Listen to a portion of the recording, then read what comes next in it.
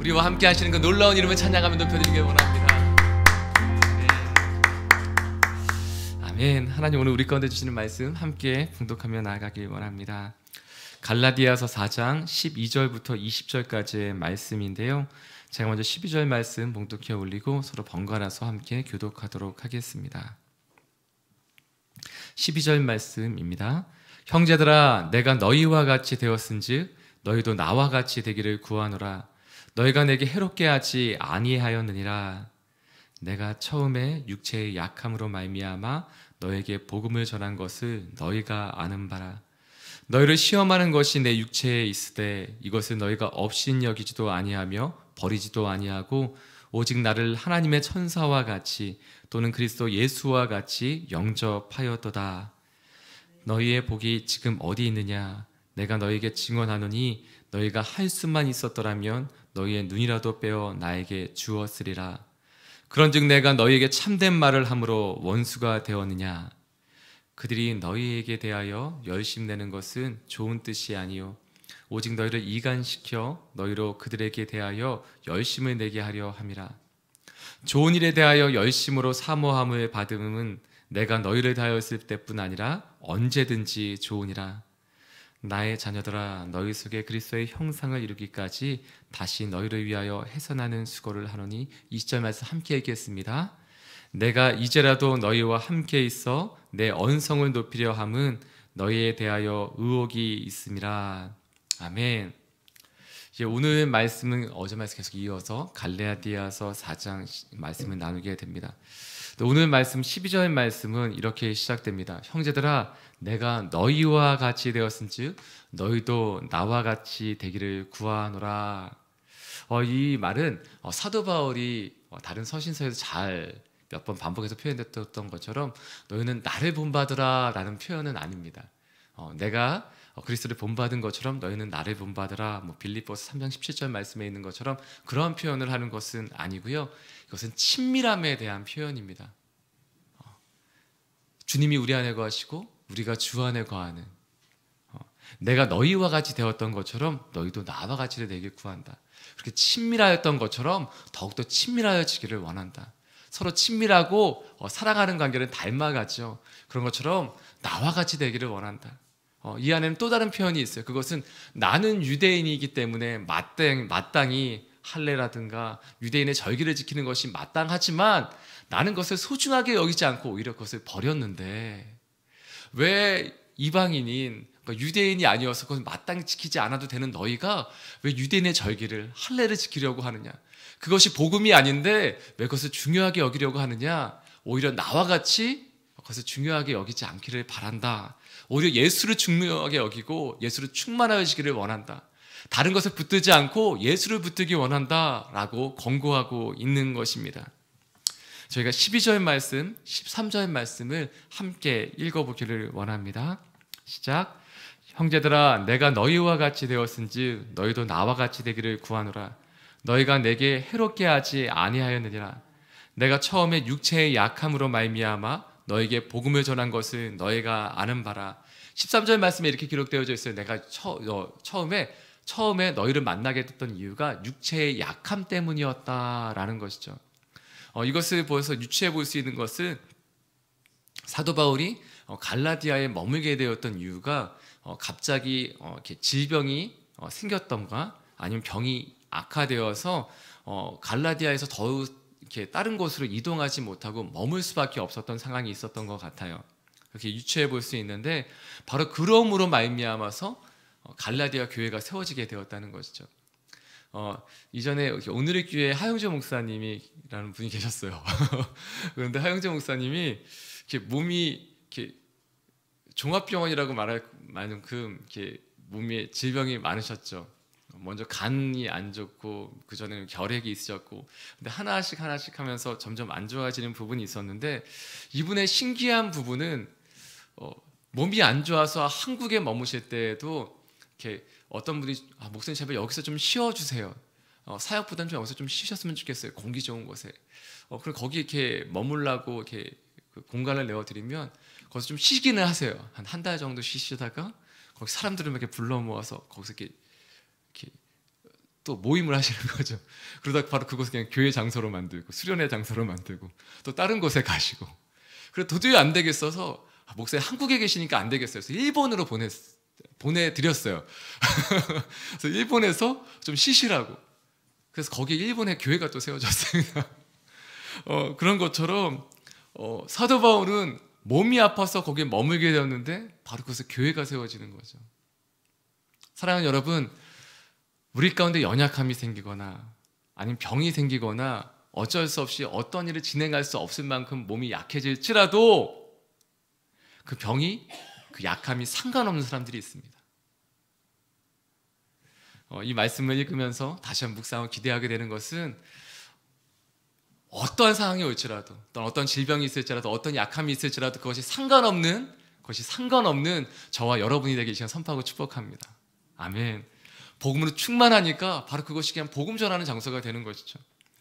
이전에도 한 권사님이 그런 분이 있으셨어요. 이렇게 팔이 부러지셔서 병원에 입원을 하셨는데 바로 그곳에서 이렇게 좀 이렇게 재정적으로 이렇게 어렵지 않으신 분이었어요. 1인실 병동에 묵으셔도 되는데 굳이 이제 6인실 이렇게 계셨죠.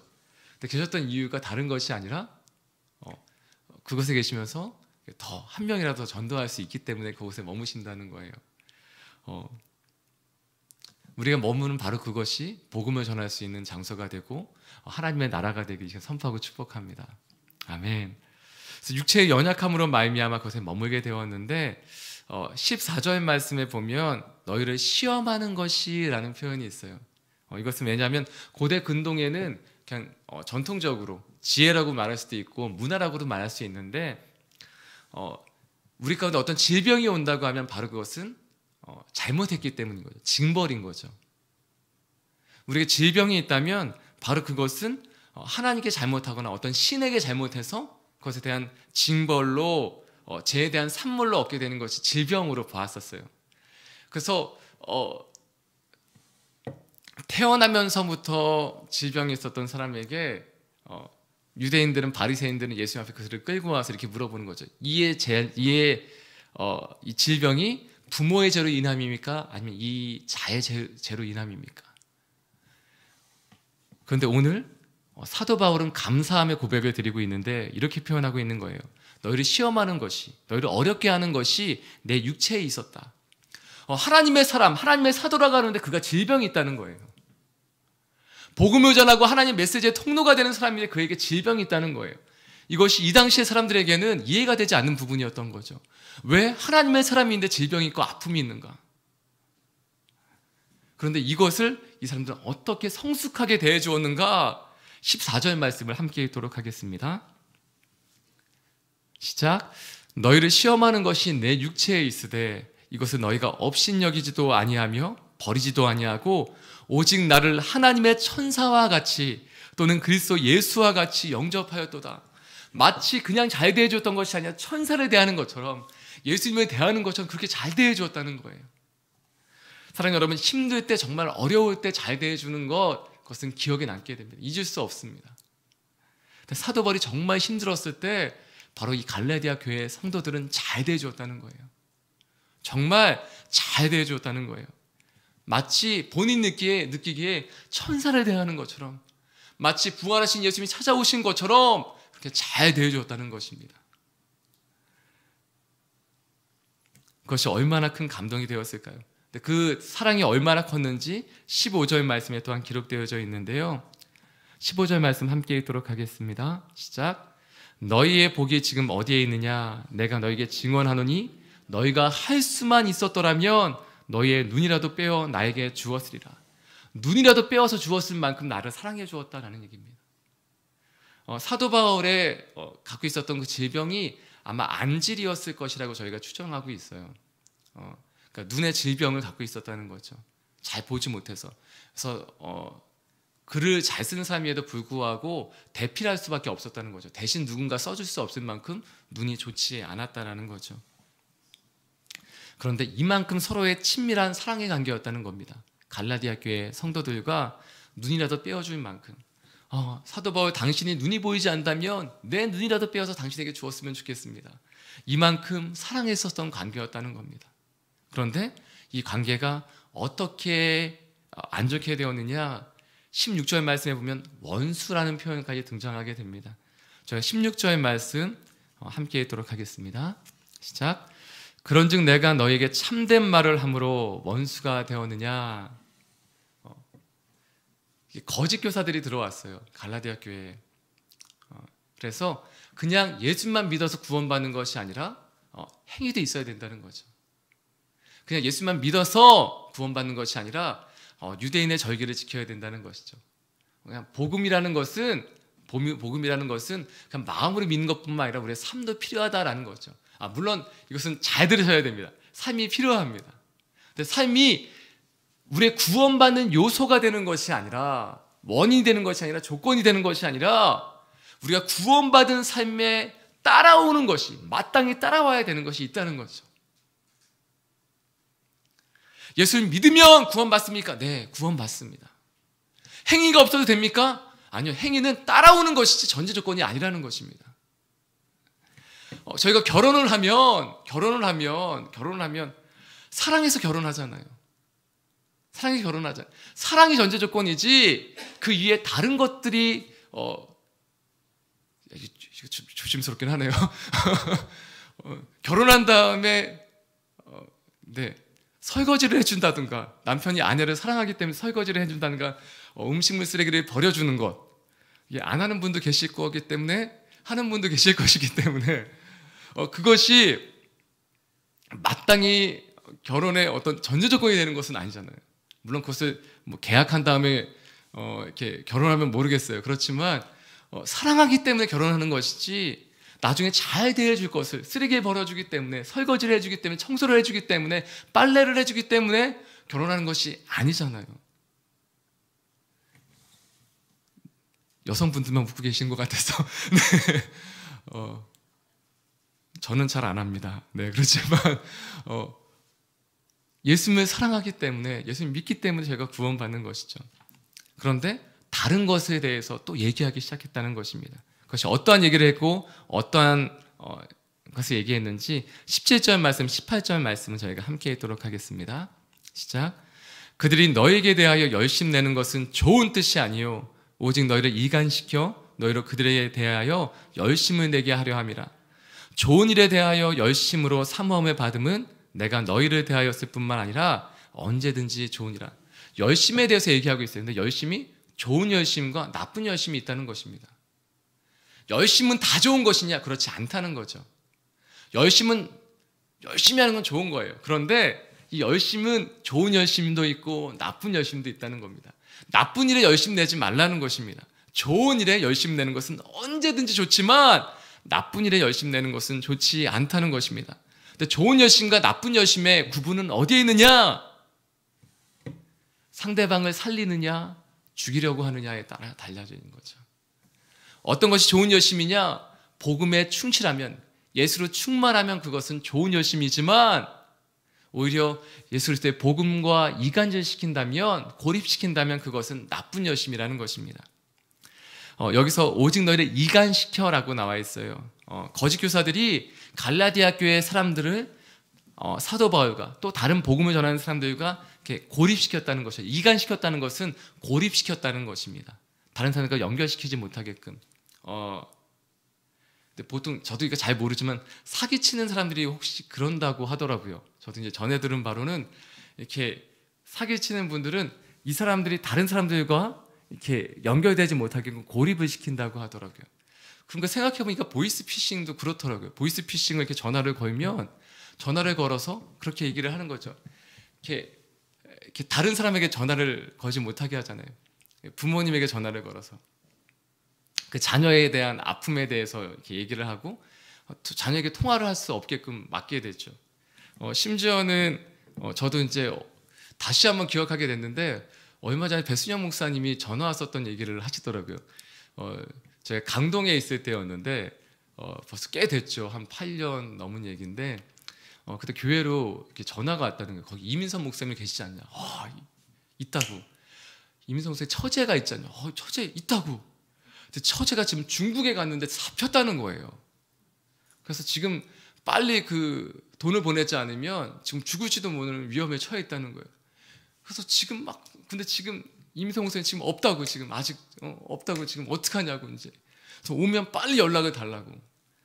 그래서 제가 교회 오자마자 지금 큰일 났다고 목사님 지금 처제가 중국에서 붙잡혀 있다고 그러는 거예요. 그래서 제가 아내에게 전화를 걸었더니 그래서 제 처제 어디냐 그랬더니 집에 있지. 그래서 중국이나 어디 해외 나가진 않았을 때 안 나갔다고 그러는 거예요. 그래서 이제 제가 아니라고 말씀을 드렸음에도 불구하고 교수님께서 아니라고 지금 큰일 났다고. 심지어는 이렇게 다른 사람인데도 다른 가족인데도 정말 이렇게 막 이렇게 걱정되고 하면 다른 얘기 들을 수가 없잖아요. 그런데 내 자식이면 그리고 심지어는 엄마 살려줘 이러면 그냥 그 목소리 들린다는 거예요. 그렇겠죠. 엄마 살려줘 그러면은 그냥 그 소리만 내 자식 소리 목소리가 똑같다고 지금. 근데 그렇게 할 때는 다른 사람과는 통화할 수 없게끔 이렇게 고립을 시키더라고요. 그런데 하나님의 사람들은 어떻게 합니까? 하나님의 복음은 어떻게 합니까? 다른 사람과 소통하게 합니다. 다른 사람과 얘기할 수밖에 없게끔 합니다. 왜요? 복음 전하라고. 하나님의 생명 전하라고. 그리고 공동체를 연결시키게 되죠.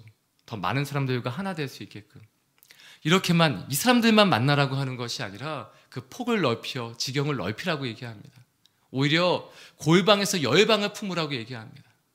우리가 이곳에서 기도하지만 열방을 위해서 기도하며 다른 나라 다른 민족에게 나아가게 합니다. 저도 이렇게 어렸을 때는 그냥 무조건 일본이 싫었어요. 그런데 예수님 믿고 또 일본에 복음 전하러 가니까 일본을 사랑하게 됐어요. 작년에도 일본을 갔다 왔고 일본은 갈 수 없었던 몇 년 동안은 또 계속해서 생각이 나고 기도하게 되더라고요. 싫어하던 나라인데 그냥 이유 없이 미웠던 나라인데 예수님 믿고 사랑하며 기도하니까 그것을 사랑하는 마음이 생기더라고요. 예수님이 우리 안에 거하시면 담벼락이 벽이 사라지는 것들을 경험하게 됩니다. 벽을 세워지는 것이 아니라 오히려 벽이 허물어지고 이전에는 막혀 있었던 것이 나의 틀이 더 무너지고 더욱더 다가갈 수밖에 없게 되는 것을 경험하게 됩니다. 그래서 나에게서 너에게로 그리고 나와 너에게서 우리에게로 그리고 우리라는 것에 더 폭을 넓혀 열방까지 나아가게 되는 것을 경험하게 됩니다. 사랑하는 여러분, 좋은 열심과 나쁜 열심이 있습니다. 이것에 대해서 어떤 것이 좋은 열심이냐? 그것은 다른 사람을 살리고자 하는 것입니다. 그것에 대해서 좋은 예가 요한복음 말씀에 있어요. 요한복음 10장 11절부터 15절까지의 말씀에 보면 예수님이 이렇게 말씀하십니다. 나는 선한 목자라.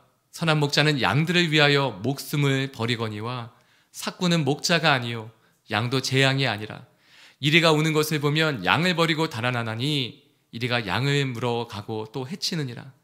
달아나는 것은 그가 삭군인 까닭에 양을 돌보지 아니함이나 나는 선한 목자라.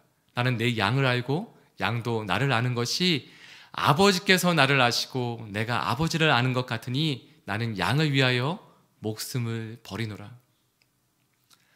상대방을 나쁘게 하는 것, 그러나 상대방을 위하여 내 생명을 버릴지라도 잘 대해주고자 하는 것, 바로 그것이 좋은 열심이라는 것입니다.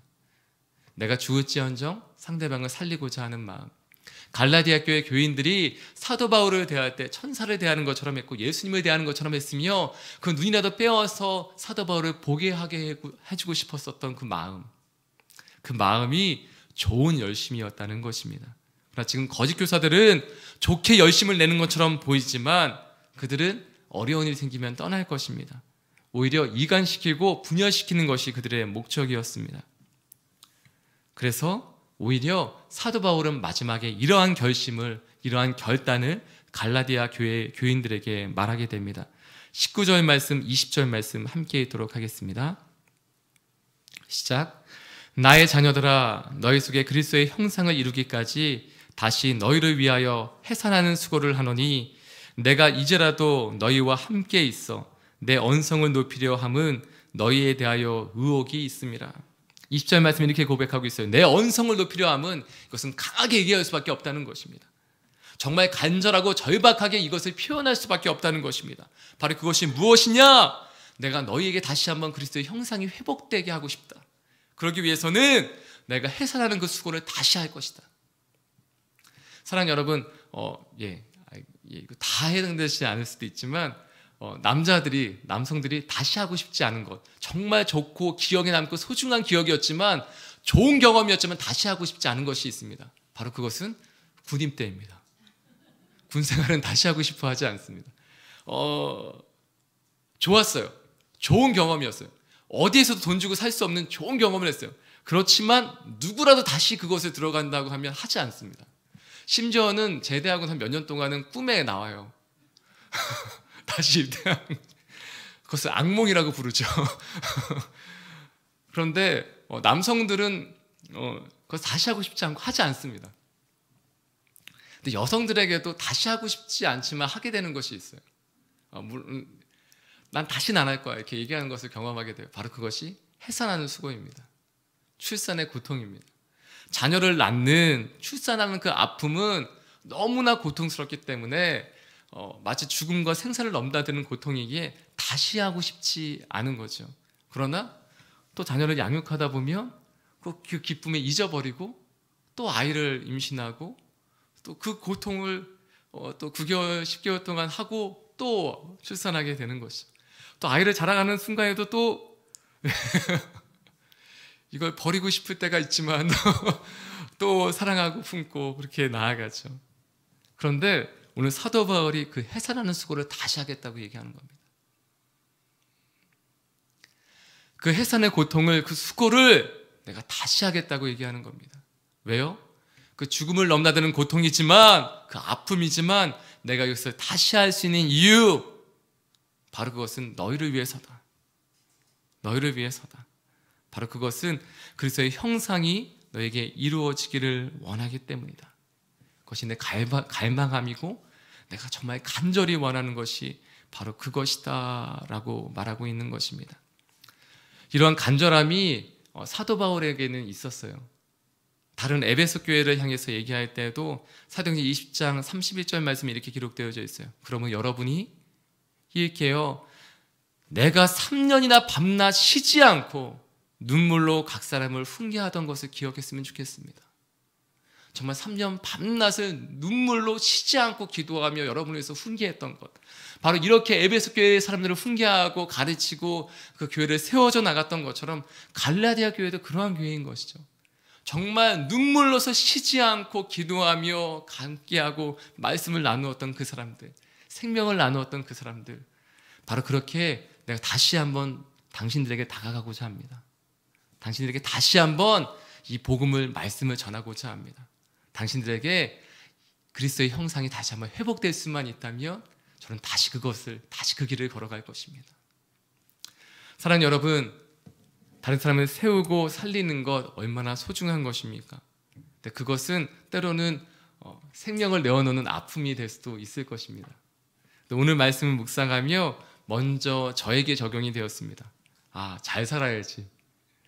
어제도, 오늘도 진행하게 됐지만 어제 오늘 조이어스 교회에서 더 바이블이 진행되고 있어요. 라진성 목사님이 바이블 칼리지에서 진행하는 바이블을 이제 진행하고 있는데, 어제도 10시부터 오후 5시까지 쭉 점심시간도 한 50분, 쉬는 시간도 이렇게 10분씩 짧게밖에 없어요. 그래서 거의 6시간 이상을 계속 말씀을 나누셨어요. 좋더라고요, 저는. 목사님은 어제 끝나고 나서 이렇게 목소리가 안 나와서 목소리가 이제 좀 안 나오려고 그래요. 그것도 있었지만 듣는 저에겐 참 좋더라고요. 그런데 그렇게 정말 하루 종일 사도 바울은 말씀을 나누었을 거예요. 그리고 정말 그것이 힘들지만 생명을 다해서 전했을 것입니다. 근데 그렇게 말씀이 나누어지는 시간들, 생명을 나누는 시간들, 그러한 열심이 사도 바울에게 있었죠. 그래서 좋은 열심을 가지고 잘 살아야 되겠다. 나쁜 열심이 아니라 좋은 열심을 가지고 잘 살아야 되겠다. 이 좋은 열심은 나에게 향한 열심이 아니라 다른 사람을 향한 열심입니다. 내가 잘 살고자 하는 것이 아니라 다른 사람을 잘 살리고자 하는 것입니다. 그런 사람에게는 병이 있어도 좀 상황이 어려워도 상황이 악화되는 것처럼 보여도 그것이 문제가 되지 않을 것입니다. 아까 하용조 목사님의 말씀을 나누었지만 병이 있어도 질병이 있어도 그냥 그것이 복음 전하는 것이 되는 거죠. 바로 그 몸을 가지고 그냥 예수 그리스도의 사랑을 전하는 것이죠. 사랑 여러분, 그렇게 오늘 복음을 전하는 예수 그리스도의 사랑을 전하는 저와 당신이 되었으면 좋겠습니다. 어떻게 해요? 해산하는 수고를 다시 할지라도 강하고 또한 절박하게 그렇게 살리고자 하는 것입니다. 빌립보서 1장 6절의 말씀 가운데 있는 것처럼 너희 안에서 착한 일을 시작하신 이가 그래서 예수의 날까지 이루실 줄을 우리는 확신하노라. 믿음을 갖는 거죠. 이 사람은 잘 살 거야. 소망을 갖는 거죠. 이 사람은 예수님을 닮을 거야. 기대하는 것이죠. 소망하는 것이죠. 지금은 보이지 않는 것 같아요. 특히 아내들이 남편을 바라볼 때 보이지 않아요. 그렇지만 그것을 바라보는 것입니다. 소망하는 것입니다. 기대하는 것입니다. 꿈꾸는 것입니다. 이 사람을 통해서 하나님의 나라가 임하게 되겠지. 정말 이 사람 안에서 예수 그리스도가 보이는 것이죠. 이렇게 꿈꾸고 소망하고 기대하고 이렇게 살아가는 것입니다. 우리가 자녀에 대해서 소망하고 꿈꾸는 것처럼 그렇게 나아가는 저와 당신에게 이 시간 선포하고 축복합니다. 이 시간 함께 기도하며 주 앞에 나가기 원합니다. 함께 기도하실 때 하나님, 나에게 먼저 좋은 열심을 주십시오. 살리고자 하는 마음,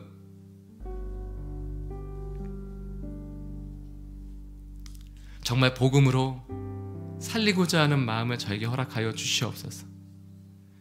하나님, 나쁜 열심이 아니라 좋은 열심, 그리고 사랑할 때에 정말 눈이라도 빼어줄 수 있었던 그 마음처럼 내 장기가 있다면 그 사람에게 필요하다면 그것이라도 줄 수 있을 만큼 이렇게 사랑하는 마음을 허락하여 주시옵소서.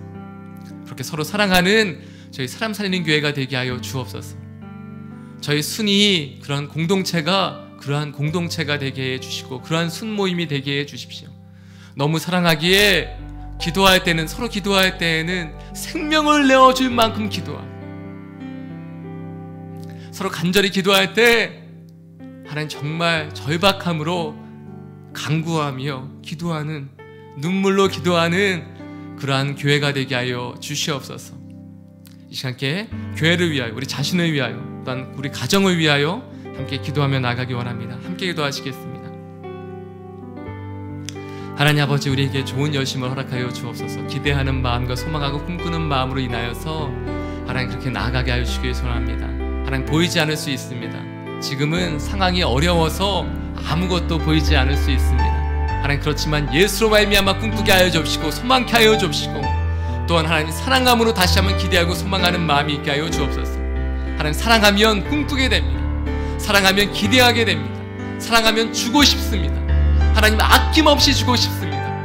하나님, 그래서 사랑하는 마음을 먼저 허락하여 주시옵시고, 하나님 그 사랑하는 마음으로 아낌없이 내어주고자 하는 마음, 하나님 그 마음을 회복하게 하여 주시옵소서.